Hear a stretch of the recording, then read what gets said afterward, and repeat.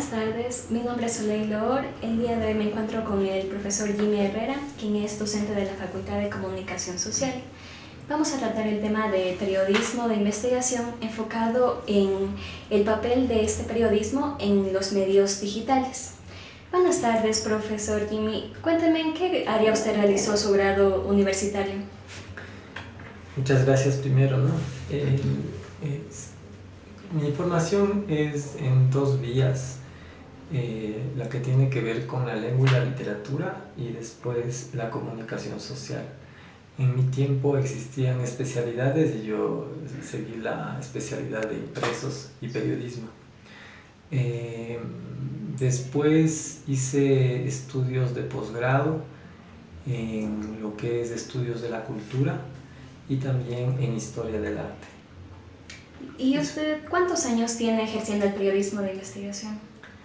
Bueno, yo ejercí el periodismo en dos momentos de mi vida, que fue uno ligado a lo que es el periodismo cultural.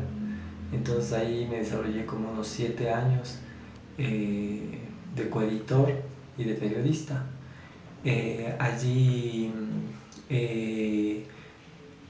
este periodismo de investigación era rara vez que se hacía. Yo creo que era un periodismo más tradicional. Ya me voy a referir un poquito a qué quiere decir eso. Y después también trabajé unos 4 años como editor de la revista Consuma Bien, que era una publicación que sacaba la tribuna del consumidor. Entonces allí, ahí sí hicimos periodismo de investigación siempre, durante ese tiempo. ¿Y actualmente en qué temas de investigación ha trabajado en los últimos? Más en lo que se refiere a comunidad, yo estuve también trabajando para entidades públicas en estos últimos años. Entonces, una entidad pública, bueno, era una ONG en la cual comencé a hacer esto de lo que es prevención de violencia sexual para adolescentes.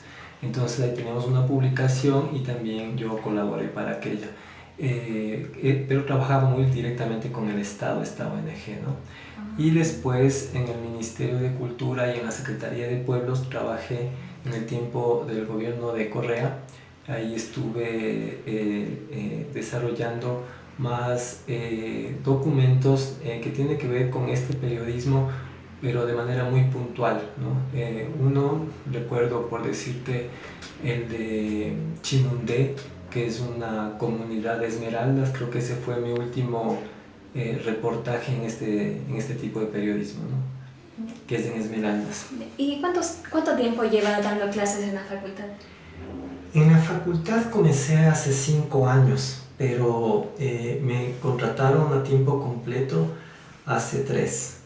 Entonces, desde ese tiempo me he dedicado a la docencia específicamente, porque antes también estaba trabajando como funcionario del Ministerio de Cultura y docente en medio tiempo. Entonces salía a las 4:30 de mi trabajo de allá y venía a dar clases de 5 a 9 acá.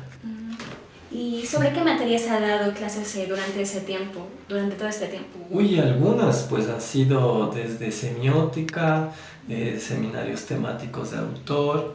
También he dado periodismo, investigación periodística, he dado periodismo cultural, he dado investigación social, he dado teoría de la cultura. Creo que esas son las que... bueno, también di historia del Ecuador en un momento. Me han pedido varias materias. Entonces usted tiene un campo bastante amplio, ¿no? Que sería por lo cultural creo yo más, y obviamente por la comunicación y el periodismo. Entonces, la experiencia y también la formación ha ido a la par de esta mirada más diversa y compleja que tiene la comunicación social. En todo caso, me parece que eso es necesario ahora no solamente en esta carrera, sino en todas, ¿no? Hay que estar articulándose con otras disciplinas, otras carreras, y creo que eso le hace más rico, obviamente teniendo un fuerte, Para mí lo fuerte es la narrativa, como eje, digamos, como eje de toda mi recorrido. Y bueno, ya centrándonos un poco más en lo que ya es el tema de periodismo de investigación, cuénteme usted, ¿cuándo surge el periodismo de investigación como profesión en Ecuador? Es que verás, yo creo que el periodismo de investigación llega a ser como un nombre bastante atractivo de cómo se ha ido creando, ¿no? Un nombre para el periodismo, en el cual ha ayudado que, por ejemplo, los géneros no sean suficientes, ¿no? No sean suficientes como para poder darle cualidad a lo que uno ejerce. Yo creo que cuando hablamos de periodismo de investigación estamos hablando no solamente de un proceso, ¿no? Que implique obviamente hacer una inmersión, ¿no? Sino que también está hablando de esos valores que lo da el periodismo tradicional, como el interés, ¿no? El interés que genera en la comunidad, pero también está poniendo un énfasis en que no es suficiente con que haya algo que informar o dar la opinión, o alguien que quiera dar su opinión, sino que tiene que ver sobre todo con el revelar problemáticas de interés, ¿no? Entonces, en esta revelación también se ha entendido que no todo el mundo está dispuesto a que se revele, sino que más bien está impidiendo que se revele.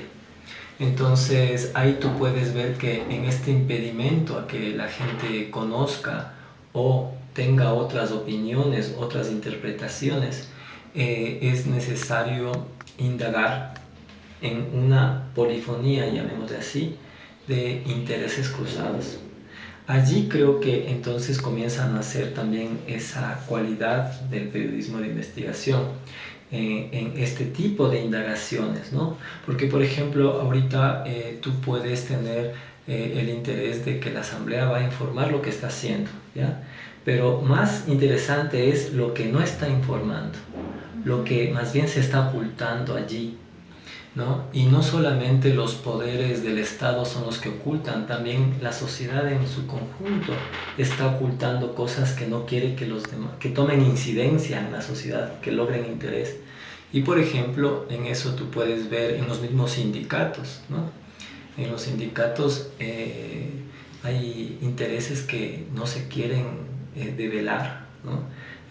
Últimamente el FUS ha pasado hablando de muchas convocatorias de huelga, por ejemplo, y todas las ha limitado, las ha frenado, ¿por qué pasa esto, no? Entonces hay intereses que es preferible no conocerlos y se oculta. O lo que pasa simplemente con cosas de la sociedad. La sociedad no quiere que se trate sobre el aborto en las mujeres violadas, por ejemplo, ¿no? Y que se han quedado encinta. Entonces es como que hay temas que la sociedad en su conjunto no quieren tratarlo y que más bien se limita ese tratamiento. Por eso el periodismo de investigación yo diría que va tomando cuerpo acá desde la década de los 80, me parece a mí, de manera muy constante. Y es obvio porque en las décadas anteriores están las dictaduras, ¿no? Y también tenemos esta influencia muy fuerte de otros periodismos en Europa, en Norteamérica, en América del Sur, especialmente de Argentina y México. Entonces ayuda a uno ha ayudado mucho a tener estas visiones del periodismo. Y algo que me parece también súper importante para hablar del periodismo de investigación es el documento, el tipo de documento, el tipo de relato. Es muy libre, ¿no? Entonces, tan libre que incluso ni se limita a cantidades, ¿no? Por eso hay libros tan bonitos en un formato enorme, ¿no? Y por eso ya tenemos eso, sea desde lo que se llama el periodismo narrativo, sea desde la crónica, sea desde el nuevo periodismo y digamos términos que también han ayudado a entender de mejor manera el trabajo periodístico y a valorarlo mejor. Y entonces, Como una conclusión, ¿cuál sería el objetivo central del periodismo de investigación? ¿Cómo lo definiría usted, el objetivo central? Te digo que sería una mezcla, ¿no? Una mezcla de elementos, como por ejemplo, el uno, lo que tiene que ver en lograr inmersión, ¿no? Manejar la temática, tener fuerte resguardo de comprobaciones de esa temática que yo he tratado, ¿no es cierto?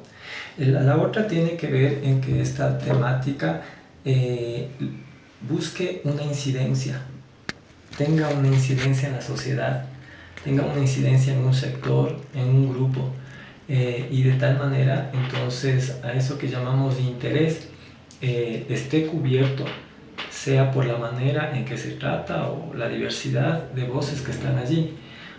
Otro elemento que es importante que te digo está en relación a develar esto que la gente más bien quiere que no se trate, ¿no? La gente está impidiendo que aquello tome connotación, tome importancia. Otro, lo que tiene que ver con la facilidad o la apertura de tu poder hacer un documento de mucha libertad. ¿Por qué razón? Porque eso seguramente alienta también a generar ese interés y por otro lado a tener mucho respeto por el estilo de quien lo hace, ¿no? Entonces está muy en juego la subjetividad, está muy alentada esa subjetividad y seguramente con esos elementos creo que ya podemos trabajar y llamarle al documento periodismo de investigación.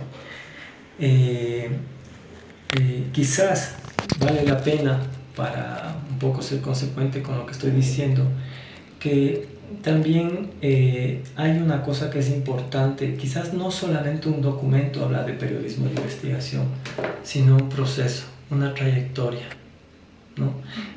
Porque lo que denota un trabajo de esos es tiempo, ¿no? Y por eso seguramente un periodismo de investigación en una nota chiquita, nosotros más que lo que informa hacemos referencia a quién lo hace o qué medio lo sostiene y hace referencia a esa trayectoria.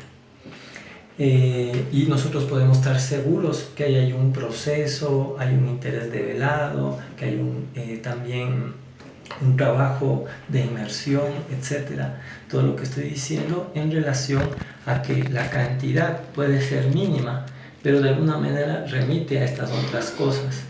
El documento puede ser muy pequeñito, pero revela estas otras cosas porque hay de por medio un autor o una autora que sostiene, ¿no? Tú puedes ir a un documento, una noticia chiquita, un comentario de, por decir, Arturo Torres, que es un editorialista y editor del Comercio, y tú sabes que ahí va a haber un proceso de investigación, o en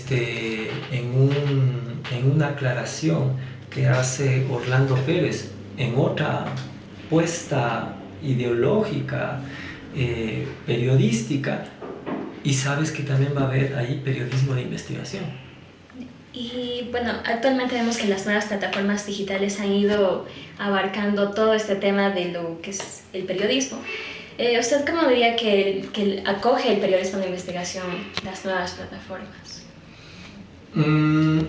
Como ha acogido todo el tiempo su trabajo, con adversidad, con límites, porque en el periodismo lo que gana es el espectáculo, no necesariamente el periodismo, ¿ya? En los medios es demandado este impacto, entonces no necesariamente la verdad que se revela, y por lo tanto entonces no todo lo que se publica en medios es periodístico, sino más bien un rumor amplificado o un show que impacta e incide en la población y en su público, ¿ya? Entonces, eso también está pasando y ha pasado en los medios, ¿no? Desde que existen los medios hasta el presente. En el mundo de hoy, que es el digital, que tiene otras características de lo que han sido los medios analógicos, el digital está haciendo mucho más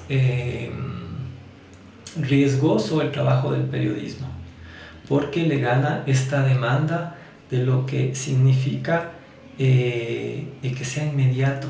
Si antes había la primicia, ahora es la inmediatez, ¿no? Entonces, mira esa demanda, que es casi imposible de cubrirla, haciendo rigurosidad de las evidencias, haciendo rigurosidad de la polifonía de voces que debe haber en un documento, en un trabajo noticioso, o en fin.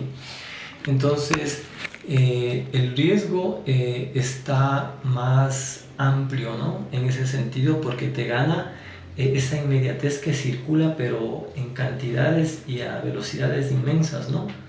Sin embargo, por otro lado, también ganas mucho, ¿no? Tú tienes un formato mismo en el cual puedes jugar con varios tipos de expresión, que la imagen, que el audiovisual, que lo sonoro, que lo escrito, ¿no? Y por lo tanto, entonces puede suscitar una cautividad de otra manera.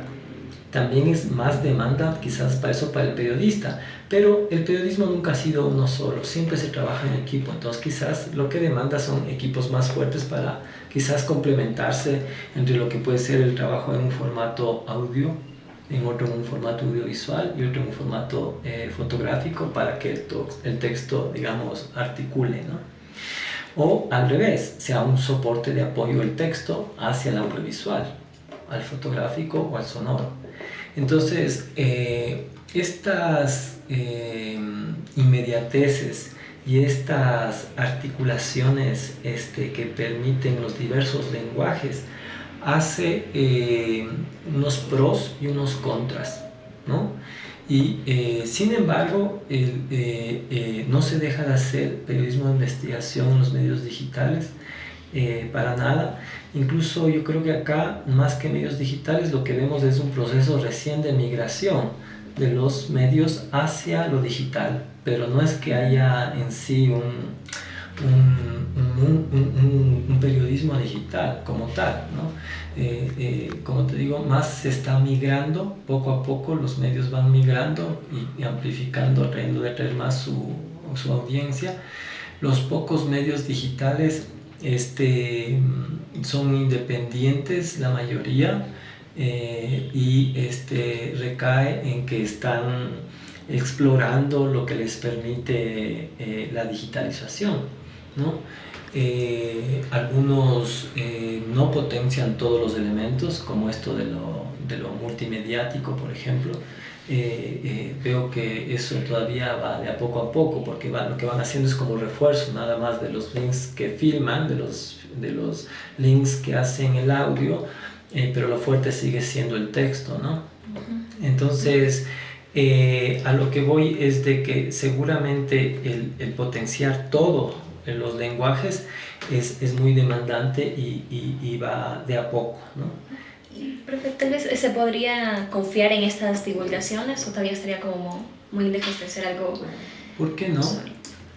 ¿Por qué no confiar si es que, te digo, o sea, la gente va ganando su espacio de confianza, ¿no? O al revés, también va ganando esta desconfianza. Por ejemplo, los medios ecuatorianos han ido notando, marcando esta desconfianza, porque han sesgado tanto su eje de cobertura, que ha sido básicamente a ciertos sectores, que la gente mismo ya siente eso y desconfía.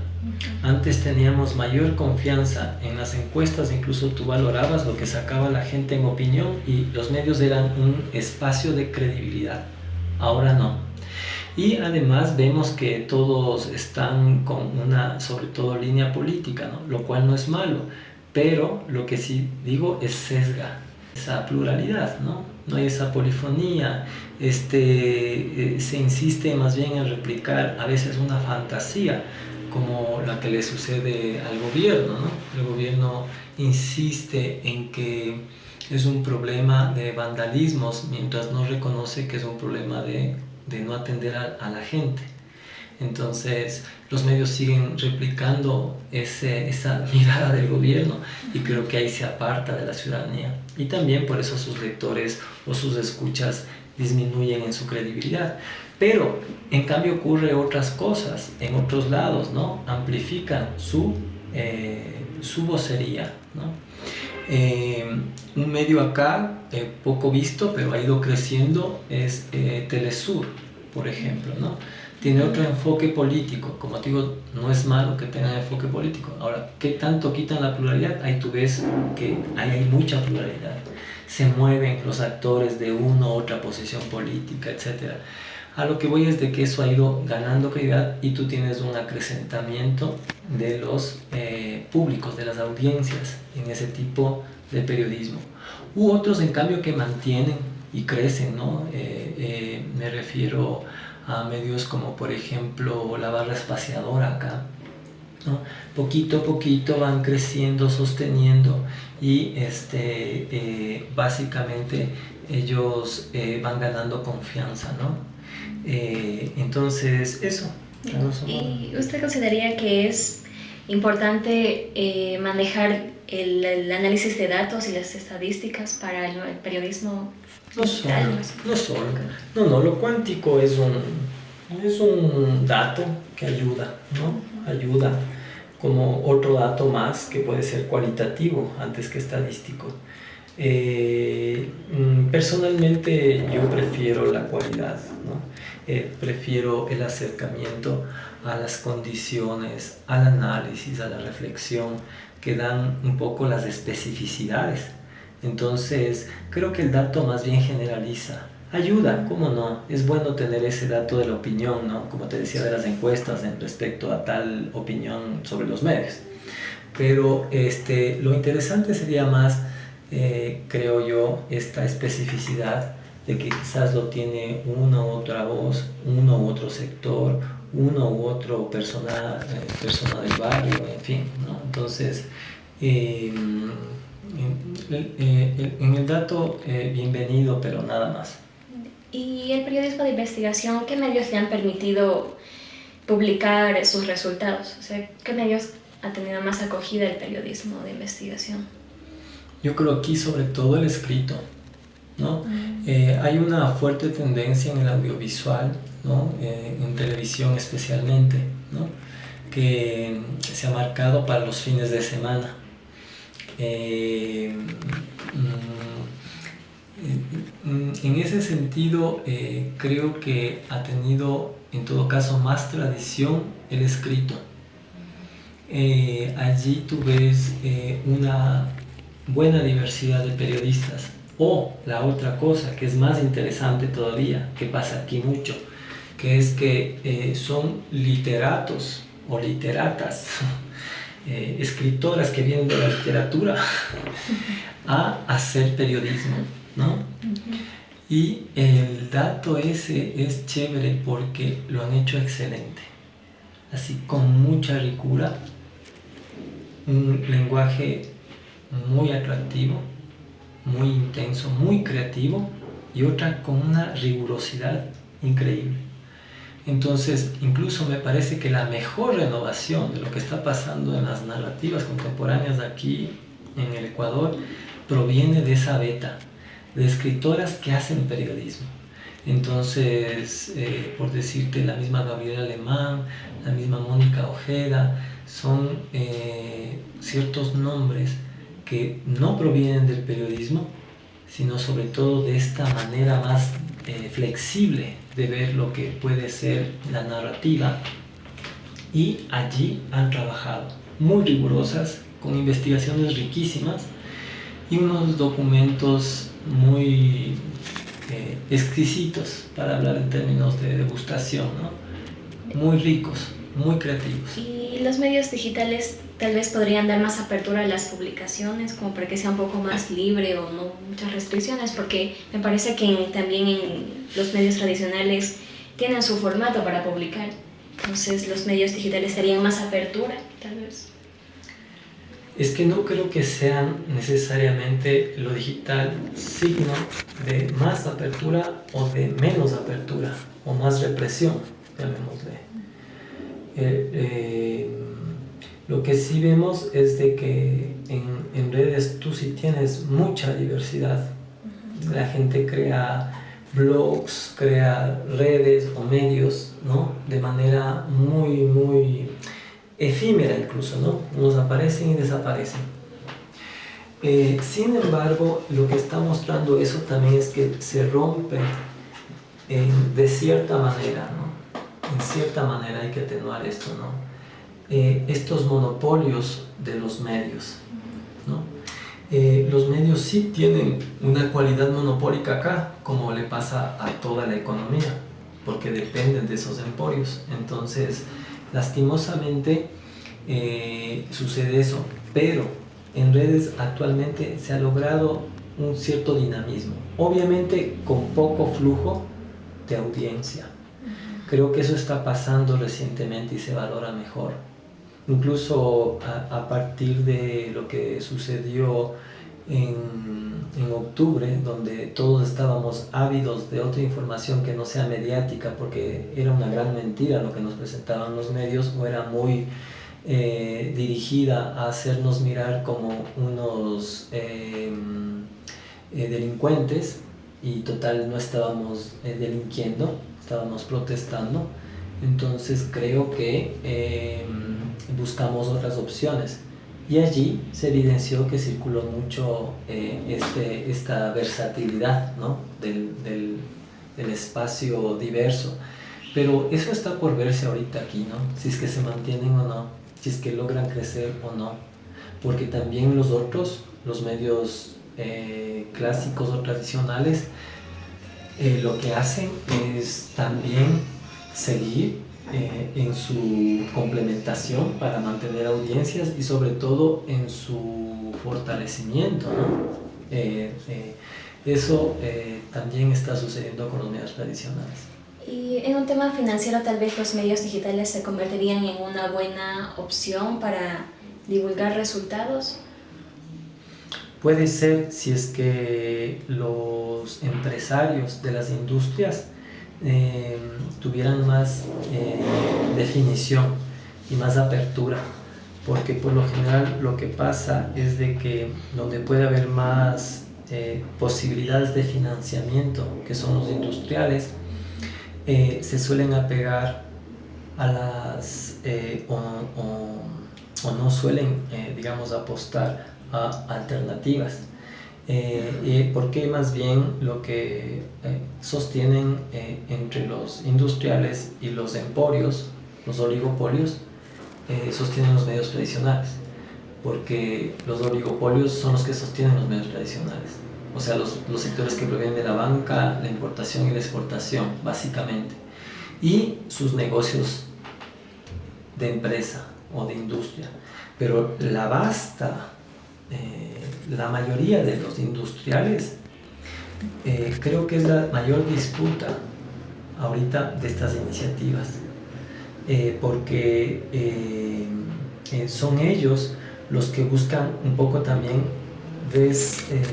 tener otro tipo de representación que no sea la de los medios tradicionales, porque los medios tradicionales están muy concentrados en estos emporios. O sea, si hay alguna industria que está ligada a la banca y a la exportación e importación, ya como que se salva, ¿no? Y ya tiene su medio en el cual invierte, pero los que pueden invertir con billete para los nuevos medios son básicamente industria que no sea oligopólica. Es la mayoría, pero no lo han hecho. ¿Considera usted que en la Faxo hay una buena educación en el campo de investigación en los medios digitales? Sí, yo creo que la gente investiga cada vez mejor en archivo, y un soporte digital es una especie de archivo. Entonces, sin embargo, ojo, esa información de archivo tiene mucho riesgo, como les decía. También tiene este riesgo y hay que saberlo manejar con pinzas. Nuevamente te lleva, como decir, a procesos. Si tú no conoces la fuente, mejor ni la uses, porque puedes estar ahí usando un rumor que se amplificó y tú crees que ya es suficiente, que es lo común. Entonces, eso ya depende de quién lo usa, de quién investiga, no de por sí del medio. ¿Y cuáles serían entonces los nuevos retos que tiene la investigación en estos medios digitales? Volver a unas premisas que tienen que ver más con tu inmersión, es decir, cómo tú te acercas a los escenarios que investigas. Yo sé que a veces te limita y tienes que estar todo desde el sistema digital, pero hay que ver la manera de constatar algo, sea con alguien de confianza. Otra es importante el diálogo, la entrevista.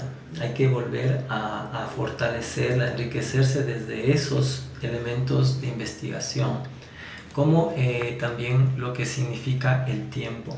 Hay que darse tiempo para ir soltando poco a poco lo que puede significar quizás una noticia y después terminar en un reportaje.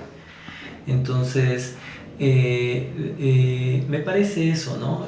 Ser muy estricto en la manera de archivar y manejar los archivos, porque de eso también va a depender tu demostración de tu verdad. ¿Y considera que aquí en los estudiantes hay una visión investigadora?